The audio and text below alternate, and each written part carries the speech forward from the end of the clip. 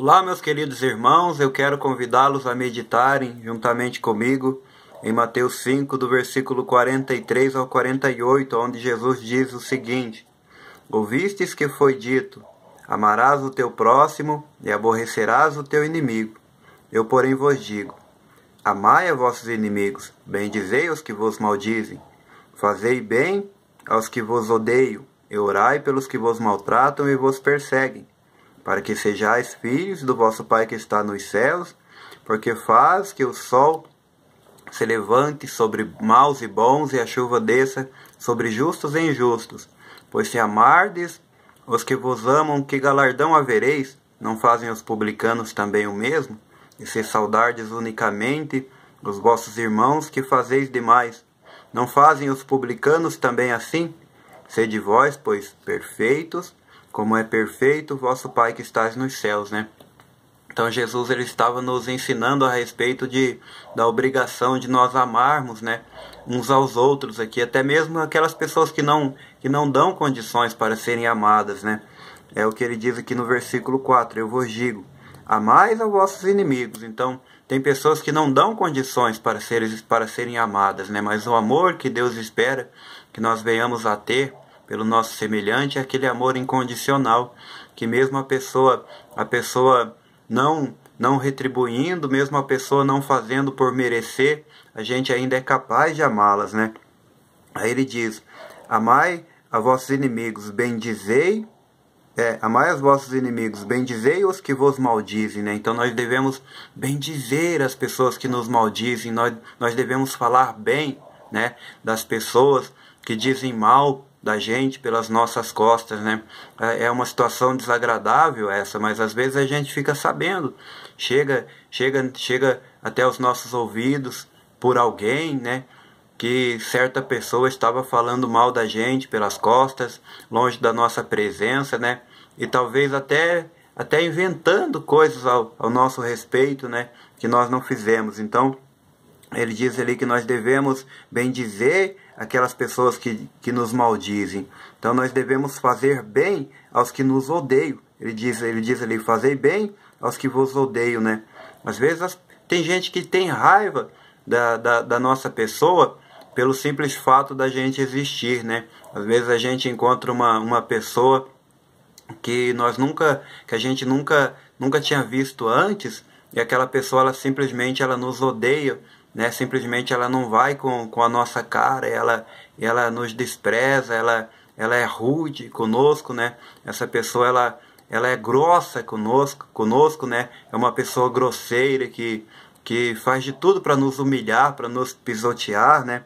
Então essa pessoa ela nos odeia, a gente não sabe, a gente sabe por quê, porque a nossa luta não é contra carne nem sangue, né? Então essa pessoa ela está dominada pelas forças do mal, pelas forças das trevas, e por isso ela age assim, né? Mas nós devemos fazer o que nessa situação? Fazer bem aos que vos odeiam, né? O que Jesus ele estava nos dizendo.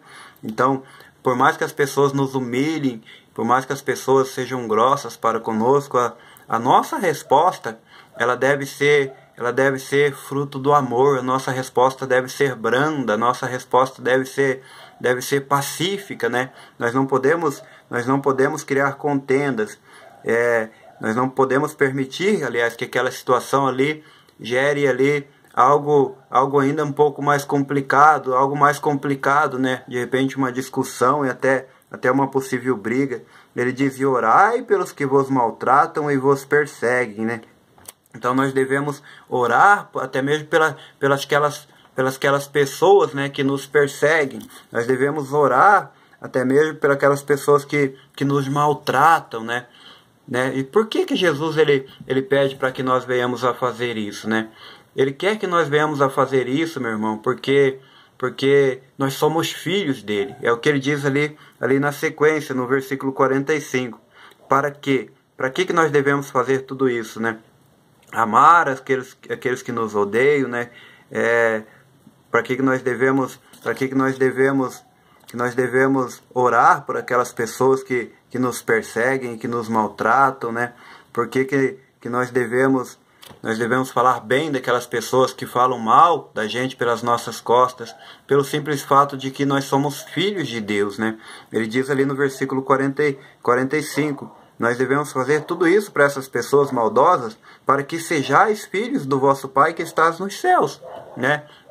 Ou seja, então se nós somos filhos realmente de Deus, né, então nós devemos agir como Deus agiria em uma situação dessas, né, em uma situação como essa, né? Ou seja, se eu sou filho, eu vou fazer o que Jesus me pede para fazer, independente de qual seja a situação, se vai ser algo agradável para mim ou não, tenho que fazer o que o meu Senhor está me pedindo, o que o meu Pai ele está me pedindo, porque o filho ele age como seu pai, né? Se nós somos filhos, então nós temos que agir como o nosso pai. E foi assim que Jesus agiu ao ser perseguido, né? Jesus foi perseguido, ele foi crucificado, ele foi esbofeteado, né? Ele foi xingado, humilhado, cuspiram no rosto dele. Ele passou por tudo isso, né? Por cada um de nós, por mim e por você. Então, ele não fez nenhum mal para aquelas pessoas, né? Ainda muito pelo contrário, ele disse para Deus, Pai, perdoa, eles não sabem o que fazem, né? Então, o que foi que Jesus fez? Ele pagou o mal que aquelas pessoas estavam fazendo para com ele, com o bem.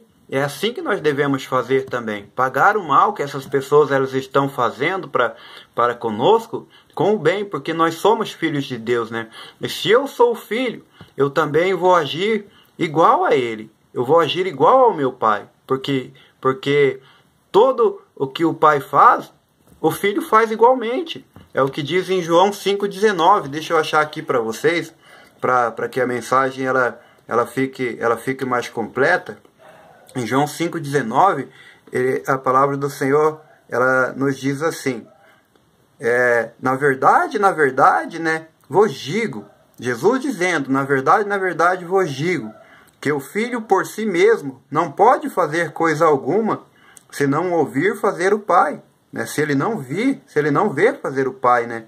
Porque tudo quanto ele faz, o filho o faz igualmente. Então tudo aquilo que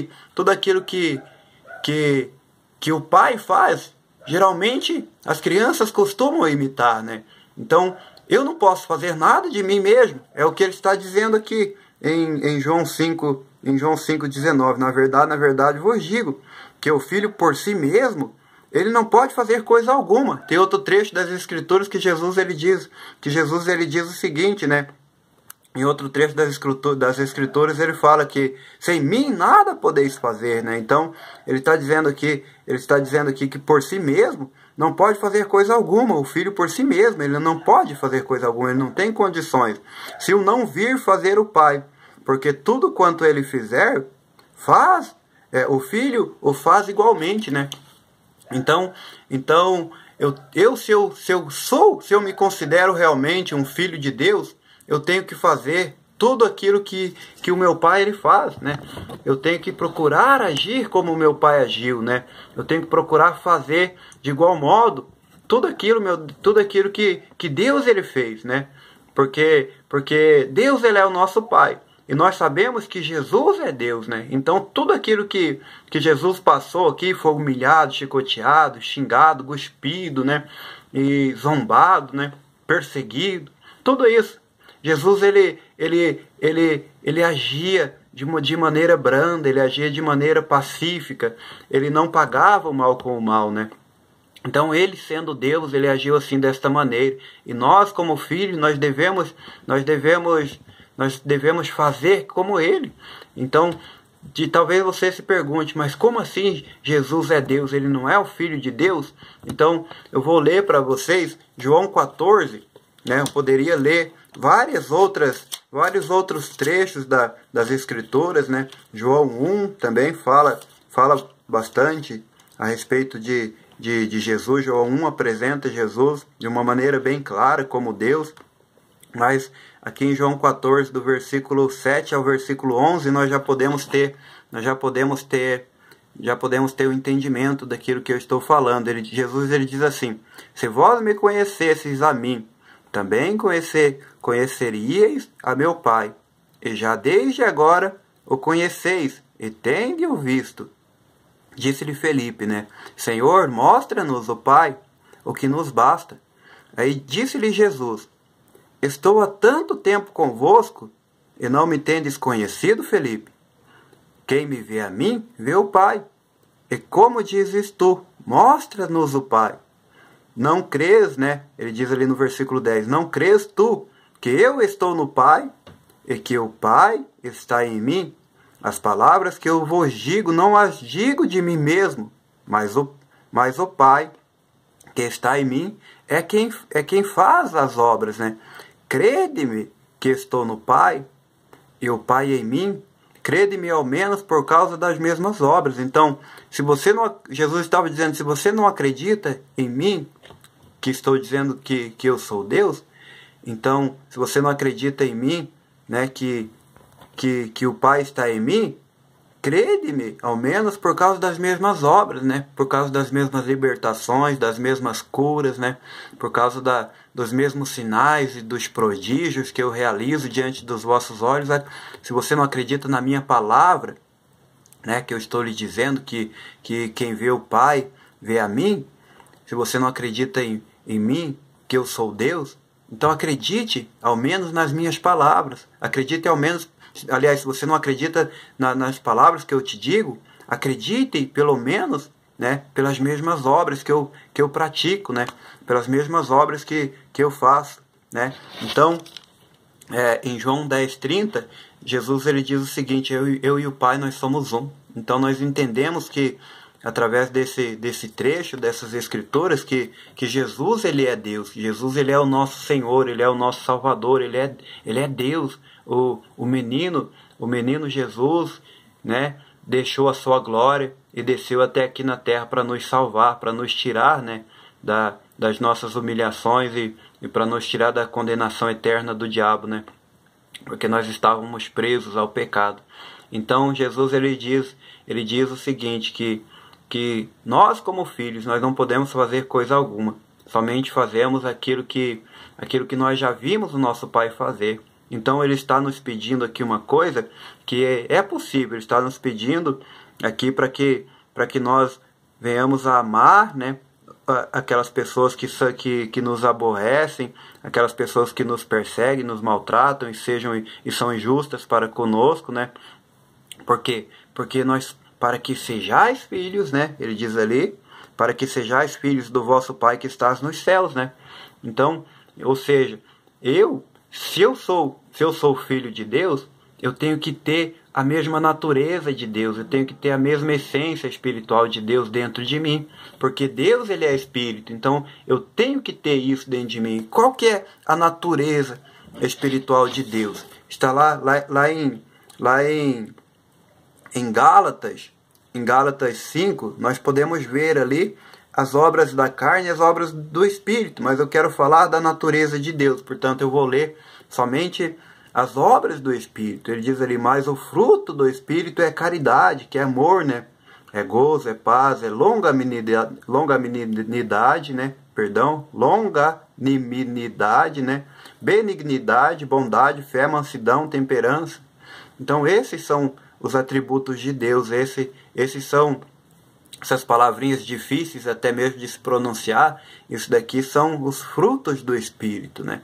Então isso daqui é a essência natural de Deus e a essência de todo cristão, né? Tanto o amor quanto o gozo, que é a alegria, né? A paz, a longanimidade, a benignidade, a bondade, a fé, a mansidão, a temperança. Tudo isso. Se eu sou filho de Deus, eu tenho que agir com esses frutos, eu tenho que fazer coisas que correspondem a esses frutos, né? Então, eu tendo esses frutos, eu tenho também a capacidade de amar até mesmo as pessoas que me perseguem e são injustas para comigo, né? Então, meus irmãos, é o que nós compreendemos aqui da palavra do Senhor. E continuando ali, Jesus ele diz ali, então, vou repetir de volta o Mateus 5, do versículo 43 até o 45. Ouvistes que foi dito aos antigos, né? Aos antigos não, ouviste o que foi dito: amarás o teu próximo e aborrecerás o teu inimigo. Eu, porém, vos digo: amais a vossos inimigos, né?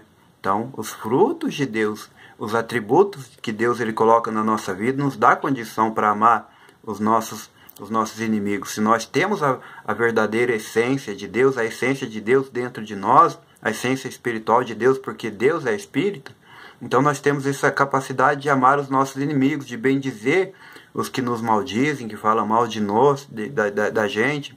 Então nós temos a capacidade de fazer bem aos que nos odeiam e de orar pelos que nos maltratam e nos perseguem. Então tudo isso nós fazemos por um motivo, para que nós venhamos a ser filhos do nosso Pai que estás no céu. Jesus está dizendo no versículo 45, porque faz que o sol se levante sobre maus e bons, e a chuva desça sobre justos e injustos, né? Então Deus ele é bom para com todos, né? Deus ele não faz acepção de pessoas. Ele é bom para mim, ele é bom pro justo, ele é bom pro ímpio, ele é bom para a pessoa que se mantém em santidade, que procura não cometer falhas, não cometer pecados, mas ele também é bom para aquela pessoa que vive lá no mundo, nas baladas, que vive lá na prostituição, no tráfico. Enfim, Deus ele é bom para mim do mesmo jeito que ele é bom para as outras pessoas, né? Então ele faz com que o sol, ele está dizendo aqui no versículo 45, a parte B, porque faz que o sol se levante sobre maus e bons. Então mesmo o sol que está sobre a minha cabeça, ele está também sobre a cabeça das pessoas, das outras pessoas aí fora. O mesmo sol que está sobre a cabeça do justo, ele está sobre a cabeça do ímpio, né? Então, e a chuva também, ele faz com que a chuva desça sobre justos e sobre injustos, né? Então a bênção de Deus, ela alcança todas as pessoas de uma maneira geral, de uma forma geral, né? Inclusive, aliás, não só as bênçãos, né? Inclusive também as aflições, né? Porque Jesus disse: no mundo tereis aflições, mas tende bom ânimo, porque eu venci o mundo. Então, as lutas, né? As aflições, as dificuldades, as guerras, as dores, as preocupações, tudo isso, todas essas coisas, ela vem tanto sobre a vida do justo quanto sobre a vida do ímpio, as tentações, perseguições, né? As situações desagradáveis da vida. Todas essas coisas, elas vêm sobre a vida do justo e do ímpio, as situações desagradáveis da vida, né? As situações adversas que nós enfrentamos, os sofrimentos, as angústias, né? As fraquezas, né? Noites mal dormidas, tudo isso está sobre a vida do justo e sobre a vida do ímpio, as adversidades, né? Então Deus ele não faz acepção de pessoas, e o mesmo tratamento que ele tem para comigo, ele tem para com você. O mesmo tratamento que ele tem para o justo, ele tem para com o ímpio, ou seja, a mesma bondade, o mesmo amor, a mesma misericórdia, ele tem para com ambos, né? Para com os dois, para com os dois tipos de pessoas. Nós podemos ver um exemplo bem claro lá em Mateus 7, 24. Já estou aqui pertinho, vou ler para os irmãos. 7 do 24, ele diz ali: todo aquele, pois, que escuta estas minhas palavras e as pratica, assemelhá-lo-ei ao homem prudente que edificou a sua casa sobre a rocha. E desceu a chuva, correram os rios, assopraram os ventos e combateram aquela casa, e não caiu, porque estava edificada sobre a rocha. É aquele que ouve estas minhas palavras e as não cumpre, compará-lo-ei ao homem insensato que edificou a sua casa sobre a areia. E desceu a chuva, correram os rios e sopraram os ventos e combateram aquela casa, e caiu, e foi grande a sua queda. Então nós vemos aqui dois tipos de pessoas: aquele que estava edificado sobre a rocha, né, que nós vemos aqui no versículo 24, todo aquele, pois, que escuta estas minhas palavras e as pratica, né, assemelhá-lo-ei ao homem prudente que edificou a sua casa sobre a rocha. E o outro, e o segundo que está lá no versículo 26, é aquele que ouve estas minhas palavras e as não cumpre, compará-lo-ei ao homem insensato que edificou a sua casa sobre a areia. Então dois tipos de pessoa, um que edifica a sua casa sobre a rocha, que é Jesus Cristo, e outro que edifica sobre a areia, sobre as ilusões deste mundo, sobre as falsas, né? Sobre um falso alicerce, né? E nós podemos perceber aqui que ele diz ali no versículo 25, que desceu a chuva e correram os rios e assopraram o vento e combateram aquela casa e não caiu, porque este primeiro exemplo que Jesus deu estava edificado sobre Cristo, que é a rocha, né? Mas quando desceu a chuva e correram os rios e assopraram os ventos e combateram a outra casa e caiu, e foi grande a sua queda, porque estava edificada sobre areia, sobre um falso alicerce, né? Então, meus irmãos, aquela pessoa estava se iludindo a si mesmo, talvez fosse um ímpio ou alguém que não conhecesse a palavra. Então caiu, foi grande a sua queda. O ponto X que eu quero chamar a atenção de vocês é que ele diz ali que a mesma chuva, né, veio sobre tanto aquele que estava edificado sobre a rocha, como aquele que estava edificado sobre a areia, né? Os mesmos rios que batiam nos alicerces daquelas duas casas, de ambas as casas, batia tanto no alicerce daquela que estava sobre a rocha, quanto daquela que estava sobre a areia, né? E os ventos também a mesma coisa, eram para ambos, né? Então, a diferença é que um caiu e o outro não, porque um estava edificado sobre Cristo, sobre a rocha, a nossa rocha verdadeira, e o outro estava edificado sobre a areia, sobre um falso alicerce. Essa pessoa estava se iludindo a si mesma, porque ouvia a palavra de Deus e não praticava, né? Então, meus irmãos, nós entendemos aqui que Jesus ele nunca garantiu que nós não teríamos lutas, que nós não passaríamos por tempestades, por provações, né? Ele não disse que nós não teríamos aflições, né? Mas ele deixou bem claro que nós iríamos passar por tudo isso, mas lá em Lucas 10, 19, ele diz: "Eis que vos dou poder para pisar em serpentes e escorpiões, e toda a força do inimigo, e nada vos farão dano algum." Então ele disse que nós passaríamos por todas essas coisas, mas ele nos garantiu que nos daria poder para enfrentar essas coisas, né? Então, Filipenses 4,13 diz o seguinte: "Eu posso todas as coisas naquele que me fortalece", né? Às vezes vem a tempestade, vem as lutas e nós nos sentimos fracos e nós começamos até mesmo a olhar para trás, a blasfemar, a querer desistir, a querer parar a nossa caminhada com Cristo.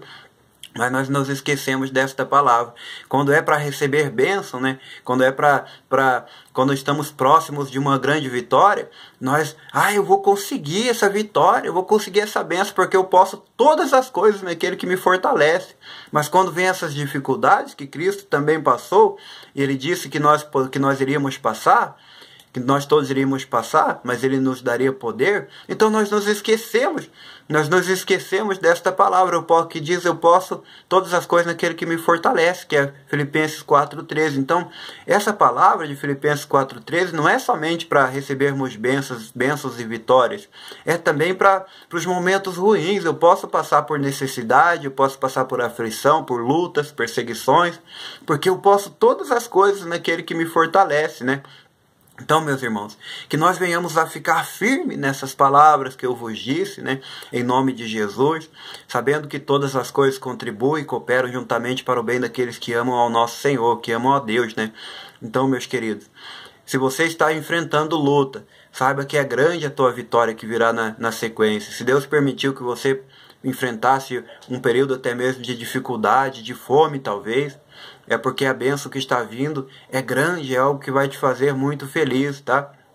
Então, guarde estas palavras no teu coração e saiba, não fique olhando para a prosperidade das outras pessoas. Talvez você se diz assim: "Nossa, mas eu estou na palavra, obedecendo a palavra, e o ímpio, o pecador, está lá, faz tudo o que ele quer, ele bebe, ele fuma, e vai para a balada, e enfim, faz tudo o que ele quer, e ele tem mais coisas do que eu, ele parece ser mais feliz do que eu." Não olhe para essas coisas, não. Olhe para Jesus, que é autor e consumador da tua fé. E não se esqueça de uma coisa, que muitas dessas pessoas, elas já estão tendo o seu consolo, a sua consolação aqui nesta terra. A nossa consolação, ela não é aqui, ela é no reino dos céus. E quando nós chegarmos no braço do nosso Salvador, nós seremos consolados por Ele, lá na Nova Jerusalém Celestial. Então guarde esta palavra no teu coração, em nome de Jesus, e que Deus te abençoe. Amém, meus irmãos. Um abraço a todos vocês. Curtam, compartilhem, tá? E passe mesmo para os seus amigos, compartilhem bastante, porque com certeza alguém em algum lugar está precisando de uma palavra como esta. Amém? Então, até o próximo vídeo, se Deus assim nos permitir.